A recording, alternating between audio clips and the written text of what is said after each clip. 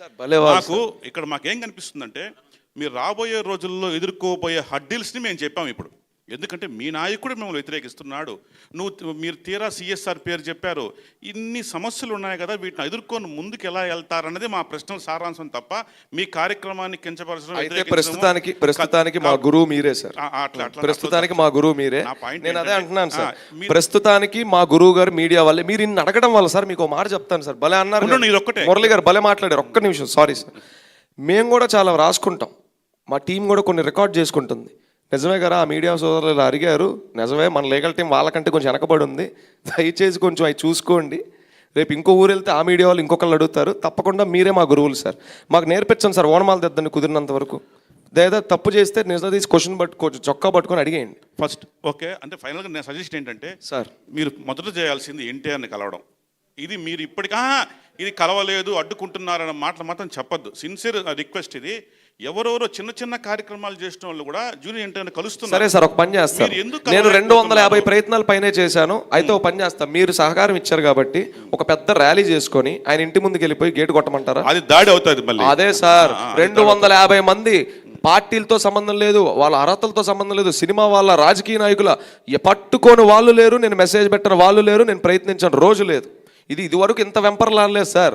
ఈ లెటర్లు పడిన తర్వాత ఈ స్టార్ట్ అయినాయి. ఆయన కలవడానికి ఎప్పుడూ వెంపర్లాడలేదు. అండర్లైన్ తీసి సార్ అని ఎలా కలవాలో ఒకసారి చెప్పండి సార్. మీరు గురువులు కదా, కొంచెం డైరెక్షన్ ఇవ్వండి. ఆయన ఎలా కలవాలి చెప్పండి, నాకు కొంచెం చెప్పండి సార్. నేను అదే అడుగుతున్నా, నాకు తెలియట్లేదు సార్, నాకు నిజంగా తెలియట్లేదు. 30,000 మీరు ఇంకెంతకంటే ఎక్కువ అడిగారంటే ఒక్క విషయంలో నేను ఏడుస్తా. నాకు తెలియట్లేదు సార్. హలో సార్, సాయిరూప్ గారు, హలో హలో సార్, ఇట్లా ఒక్క నిమిషం.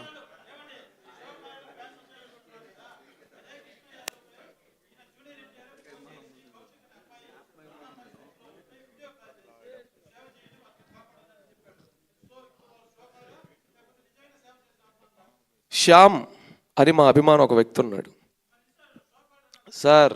సోకాల్డ్ అంటే సోకాల్డే కదా సార్, నేనేమన్నాను అదే సార్ చెప్తున్నాను. అవును సార్, మా దగ్గర హీరో నెంబర్ ఉంటే మేము కూడా వీడియో కాల్ చేసేవాళ్ళం సార్ హీరో గారి. అదే కదా సార్ నేను అంటుంది. మేమేమంటున్నాం అంటే సరే అక్కడే మాట్లాడుకుందాం, అక్కడికే వస్తాను. శ్యామ్ మ్యాటర్ మీ అందరికీ తెలుసు. 2023 జూన్ 27 శ్యామ్ అనే ఒక ఎన్టీఆర్ అభిమాని చనిపోయాడు. ఆయన చావు రాష్ట్రం కాదు దేశం మొత్తం ట్రెండింగ్ అయింది. వీ నీడ్ జస్టిస్ అన్నారు. కొంతమంది హత్య అన్నారు, కొంతమంది సూసైడ్ అన్నారు. ప్రభుత్వాలు గవర్నమెంట్స్ కూడా ఫైట్ చేసినాయి అలా ఎలా అని. అందరూ ఇంత చేస్తున్న టైంలో మేము ఒక్కళ్ళమే చేసిన ఒక యూనిక్ థింగ్ ఏంటో తెలుసా? ఒక లెటర్ వదిలి శ్యామ్ చెల్లెల బాధ్యత మాది. ఎందుకంటే ఆయన ఆ అబ్బాయికి ఒక కుటుంబం ఉంది. ఒకప్పుడు మా తిరుపతి ఇన్ఛార్జ్ కింద కూడా ఒక వాలంటీర్గా పనిచేశాడు శ్యామ్. నేను 1-2 సార్లు శ్యామ్ని కలిశాను.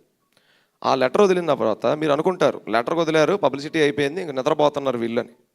మేము మొన్న నెల క్రితం కలిసాం వాళ్ళని, ప్రూఫ్ ఉంది. ఆ అమ్మాయిని, అమ్మ నీకు పెళ్లి ప్రామిస్ చేశాం కదా అని చెప్పి నువ్వు పెళ్లి చేసుకోవడం కాదమ్మా, నువ్వు ఫస్ట్ చదువుకో. నువ్వు ఫస్ట్ సిఈసి ఫీజు కూడా మేమే కట్టాం 2 years బ్యాక్. ఆ అమ్మాయి ఏంటంటే వాళ్ళ అన్న చదవాలనుకున్న కోర్స్ చదవాలని ఎక్కువ ట్రై చేస్తూ అది కుదరక అమ్మాయి లేట్ అవుతుంది చదువు. హోటల్ మేనేజ్మెంట్ చేద్దాం అనుకున్నాను వాళ్ళ అన్న, అది కుదరక చనిపోయాడు అదే అనుకుంది. కానీ అమ్మాయికి అది కుదరట్లా. మొన్న ఇటీవల వెళ్ళి నెక్స్ట్ ఇయర్ నేను MBA చదువుదాం అనుకుంటున్నానన్న ఏదో అడిగింది.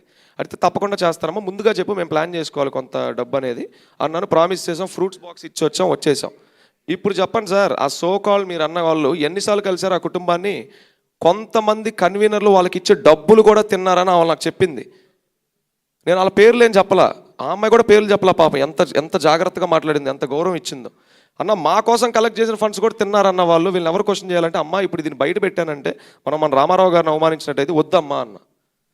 నీకు ఒక్క అన్న పోతే అందరూ ఉన్నారమ్మా ఎన్టీఆర్ గారు అన్నలు అని చెప్పి మేము అక్కడ కూడా రా ఎన్టీఆర్ నుంచి రిప్రజెంట్ చేసామని చెప్పాలా. మేమందరం రామారావు గారు అమ్మాలను.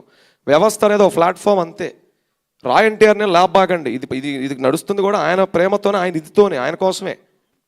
మేము ఎన్నిసార్లు కలిసాం, వాళ్ళని ఎంత కష్టపడ్డాం, మేము వాళ్ళని ఎంత ఇదిగా చూసుకున్నాం. వాళ్ళ అమ్మగారిని అడగండి, నాన్నగారిని అడగండి, వాళ్ళ చెల్లెలు గారిని అడగండి. వెళ్ళండి సార్ వాళ్ళ ఇంటికి కూడా వెళ్ళండి. ఇక్కడే ఉంది వాళ్ళు ఇల్లు అంటే వాళ్ళని ఇబ్బంది పెట్టద్దు లేని సార్. అంటే వాళ్ళు పాపం చాలా లోలో ఉన్నారు అంటున్నాను. ఇది పరిస్థితి. మాకుందా బాధ్యత? మాకు బాధ్యత లేదా?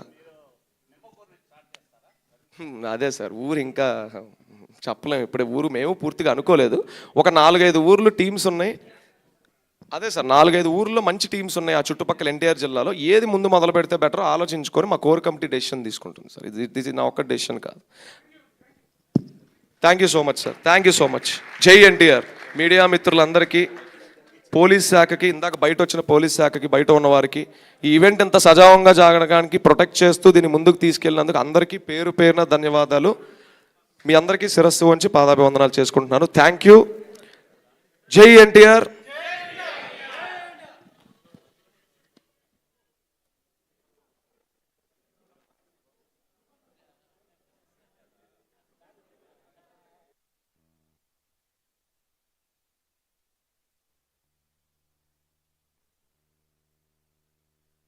జరగాల్సిందే. ఈ ఊరువాడ ఐడియా జనాల్లోకి వెళ్ళాల్సిందే. దీనికి ఎంత అడ్డంకులు ఎదురైనా దీన్ని ముందుకు తీసుకెళ్లడమే, దీనికోసం ఫైట్ చేద్దామని ఇవాళ ఇక్కడ మళ్ళీ ఇక్కడ ఉన్నాను. సో నేను తెలియకుండా తప్పు చేసుంటే క్షమించండి. సుమారు 10 సంవత్సరాల క్రితం ఎక్కడో ఒక సినిమా ఆడియో ఫంక్షన్ వేదిక మీద మా నందమూరి తారక రామారావు గారు ఒక మాట అన్నాడు, అభిమానాన్ని వృధా చేయకండి, 10 మందికి ఉపయోగపడే పనులు చేయండి అని. ఆయనకి తెలియకుండా ఆయన నాటిన ఒక విత్తనం ఇవాళ పెరిగి పెరిగి పెరిగి పెరిగి ఒక వటవృక్షంగా మారింది. కానీ కొందరు ఆయన నాటిన విత్తనాన్నే ఆయన చెప్తూ మాటలు చెప్తూ వస్తూ పెరుగుతున్న చెట్టునే వాళ్ళు అనుమానించే పరిస్థితికి వచ్చేసింది వాళ్ళ. సరే, దీనికి కారకులు ఎవరు, ఇదంతా ఎవరు చేశారు, ఇవన్నీ పక్కన పెడదాం. సేవ అంటే ఇంతలోనే చేయాలి, అన్నదానమే చేయాలి, లేకపోతే రక్తదానమే చేయాలి, ఇంతవరకే చేయాలనేది ఎక్కడా లేదు. ఏ బైలాలో లేదు, ఎక్కడా లేదు మన భారతదేశంలో. సేవకు హద్దు లేదు, ఆకాశమే హద్దు అంటా నేను. కానీ అలాంటిది ఒకటి నేను అతిశయోక్తి అనుకోకుండా చెప్తాను, నందమూరి తారక రామారావు గారి అభిమానులు చేసినన్ని సేవా కార్యక్రమాలు ఈ రాష్ట్రంలో ఇంకెవ్వరూ చేయలేదు. ఇది కేవలం మా వ్యవస్థనే కాదు, అనేక సేవా కార్యక్రమాలు చేస్తున్న చిన్న చిన్న ఎన్జిఓలు ఉన్నాయి, సేవా సమితిలు ఉన్నాయి, ఫ్యాన్స్ అసోసియేషన్ గ్రూప్స్ ఉన్నాయి.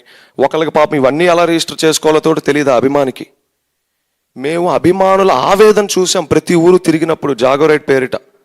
అన్నా నేను ఇంత పోగొట్టుకున్నా, నేను అంత పోగొట్టుకున్నా, నేను ఇంత చేశా అంత చేశా అని. వాళ్ళకు ఒక అంబ్రెల్లా లాంటి ఆర్గనైజేషన్ కూడా వాళ్ళకి లేదు.